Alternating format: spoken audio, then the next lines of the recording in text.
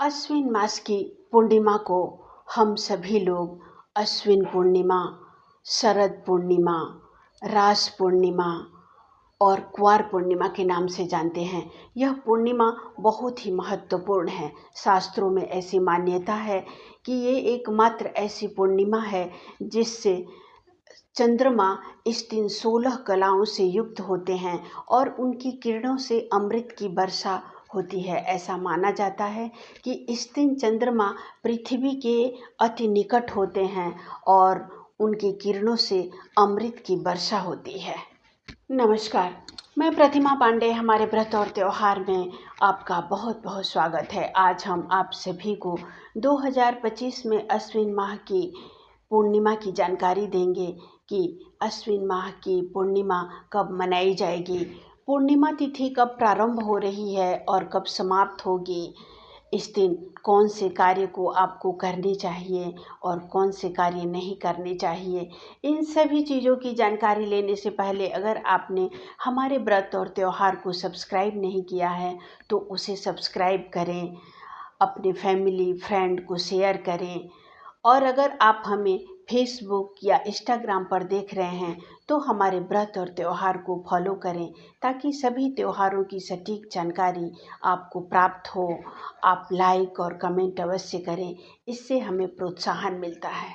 2025 में अश्विन पूर्णिमा, शरद पूर्णिमा 6 अक्टूबर के दिन मनाई जाएगी। पूर्णिमा तिथि का प्रारंभ 6 अक्टूबर के दोपहर में 12:25 पर पूर्णिमा तिथि प्रारंभ हो जा रही है और 7 अक्टूबर को सुबह में ही 9:17 पर पूर्णिमा तिथि समाप्त हो जा रही है। इस दिन चंद्रोदय का शुभ समय है। शाम को 5:27 पर चंद्रोदय के समय में आप चंद्रमा को अर्घ प्रदान करने से आपकी कुंडली में चंद्रमा की स्थिति मजबूत होती है, तो इस दिन चंद्रमा को अर्घ अवश्य प्रदान करें।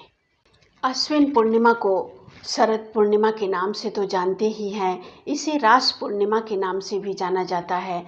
ऐसी मान्यता है कि द्वापर युग में जब सभी गोपियों की इच्छा हुई थी कि हम कृष्ण के साथ रास रचाएं, तो भगवान कृष्ण ने सभी गोपियों के साथ रास रचाया था इसी पूर्णिमा तिथि पर। इसीलिए इस पूर्णिमा को रास पूर्णिमा के नाम से भी जाना जाता है। इस पूर्णिमा तिथि पर समुद्र मंथन से लक्ष्मी जी प्रकट हुई थी, इसीलिए इस पूर्णिमा पर माता लक्ष्मी जी की विशेष पूजा की जाती है। ऐसा करने से माता लक्ष्मी की कृपा दृष्टि सदैव आप और आपके परिवार पर बनी रहेगी। इस दिन चंद्रमा भी अपनी 16 कलाओं से युक्त होते हैं और धरती पर अमृत की वर्षा करते हैं। कई जगहों पर तो ऐसा माना जाता है कि इस दिन खीर बनाकर और खुले आसमान के नीचे रखा जाता है और उसके बाद उसे प्रसाद के रूप में ग्रहण किया जाता है। ऐसा करने से स्वास्थ्य के लिए ये बहुत ही उत्तम होता है।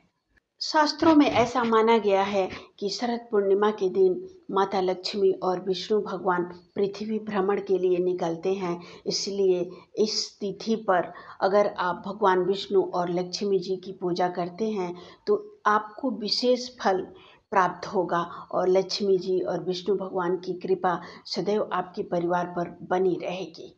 आप और आपके परिवार पर भगवान विष्णु और लक्ष्मी जी की कृपा दृष्टि सदैव बनी रहे, इसी कामना के साथ अगले वीडियो में हम फिर एक नई जानकारी के साथ उपस्थित होंगे। नमस्कार।